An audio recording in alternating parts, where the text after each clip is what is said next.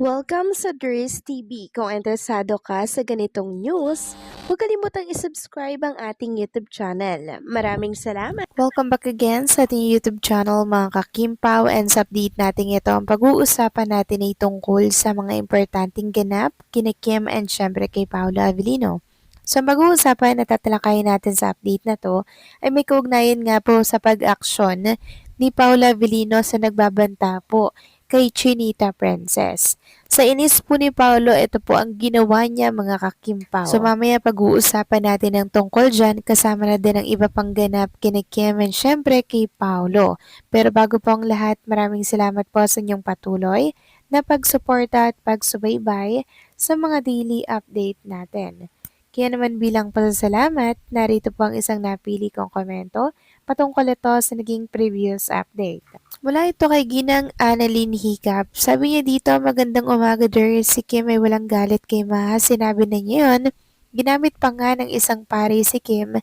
Sabi nga ni Father, special event ni event karaoke lang kahit hindi siya in-invite, ay sa kasal ni Maha tigilan maghanap ng issue na wala namang issue si Maha ay kasal na.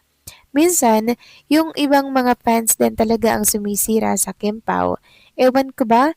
Wala naman ako talagang nakikitang issue sa kanilang dalawa. Perfect sila. Kim Pao forever. Tama po kayo dyan, Ginang Annalyn Hiccup. Matagal na pong tapos ang isyong yon. At ngayon okay na naman po talaga sila. Pero syempre, yung problema, yung sugat na iniwan po mga kakimpaw, hindi po yan makakalimutan ng mga supporters ni Chinita Princess. Kahit na sabing nagpatawad na po si Chinita Princess mga kakimpaw, andun pa rin po yung ginawa niyang kamalian para kay Kim Chiu. Kaya mahirap din po talagang magpatawad. At hindi po natin masisisi ang ibang mga Kimpaw fans kung bakit hindi po mawala-wala ang inis nila para po kay Maha. May dahilan naman po kasi mga kakimpaw. Kaya intindihin na lang din po natin yung mga nararamdaman po nila, okay? So maraming salamat po sa inyong komento. Ginang Annalyn Hiccup, God bless po sa inyo and mabuhay kayo. So ito na nga pag-usapan na natin mga kakimpaw, mga topic na nakalap natin sa update na to at tunahin na nga nating pag-usapan. Ang naging statement po ng mami po ni Raisa May na kung saan inuugnay nga po itong naging statement ni Mami Raisa kay Kim Chiu. Sabi nga dito, mas mabuti ikaw ang inaapi kaysa ikaw ang mga api. Raisa mom advised to her. Naging malaking aral para sa mga netizens ang paggamit ni Kim Chiu sa pangalan ni Raisa May Dizon bilang reference sa isang biro sa It's Showtime na inilarawang pay-shaming ng mga netizens. Raisa's mom, nababasa ko sa mga comments, sabi ko hayaan niya, wag niyang patulan. Syempre po masakit sa isang nanay, pero sa akin di ko sila pinapansin. Hinahayaan ko lang kasi wala naman tayong magagawa. Ayon nga sa netizens, mabuti ikaw ang inaapi kaysa ikaw ang mang-api. Netizens reminded of Kim Chiu's comment to Raisa May Dizon.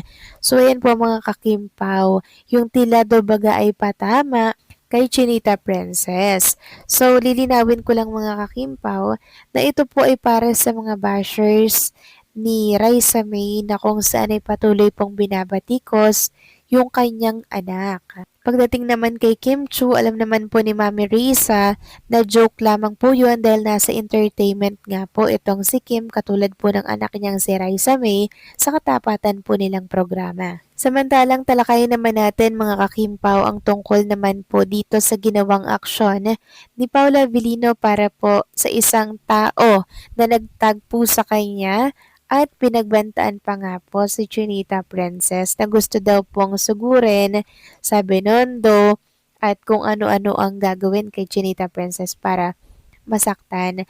Alam niyo ginawa po ni Paolo Avellino mga kakimpaw, since nakatag nga si Paolo Avellino doon sa post na yon na pinagsabihan or pinagbantaan po si Chinita Princess, blinak po ni Paolo Avellino itong taong ito. Tapos nag-direct message din po siya sa mga account po ng Kim Pao fans. Ayan po yung mensahe niya.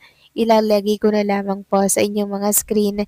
Hindi ko yan babasahin mga kakimpaw, kayo na lang yung magbasa. Posibleng ito daw po ay supporters ni Jay na kung saan ay flop nga po yung mga project at dahil nga po sa galit at inggit, si Kim at Paolo po ang pinagbuntunan. Sabi nga dito mga kakimpaw, mga baliw to, nagkakalat. Di nyo ba masikmura na masaya na yung dalawa? Focus na lang kayo sa idol nyong mga flop at starlet. Tapos, sabi dito, block na ni Paulo yan. Ito sinabi, nag-DM sa akin yung baliw na yan. Sabi pa dito, hindi ko nakita, baka binura na ni Paulo. Tapos, sabi nga dito sa nag-comment, binura niya na nga, nag-delete at nang bablock ng basher ngayon si Paulo sa IG. Pero buti na lang, may nag-screenshot at existing pa din ang account niyang yan. So, yun po yung ginawa ni Paulo since nakatag nga si Paulo sa post na yan ng isang bashers. Tinag pa talaga si Paulo mga kakimpaw. Tapos, pinagbantaan pa si Chinita Princess. Tinatanong niya po kung saan daw si Kim Chu sa Binondo dahil ang sarap daw anuhin mga kakimpaw. Basta ang sama po ng bunganga niya, nakaka-alarma po yung mga sinasabi niya po mga kakimpaw.